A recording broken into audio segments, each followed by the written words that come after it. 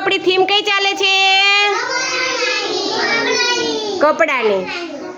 તો ચાલો તમને આજે રૂમાલ આપ્યો એનો આકાર કેવો છે?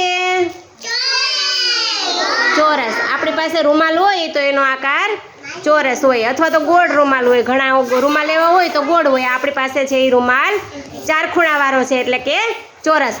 ચાલો હવે તમારે એને સંકેલવાનો છે. સંકેલો હાલો. સંકેલતા આવડે છે ને રૂમાલ? સંકેલો જોઈએ સરસ મજાનો.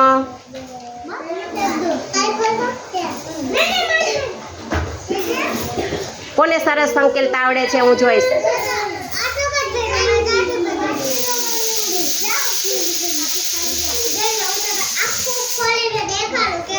બધા કરતા સરસ અન્વીએ સંકેલો, પછી ધ્રુવીલે અને પછી છેલ્લે માહિરભાઈએ.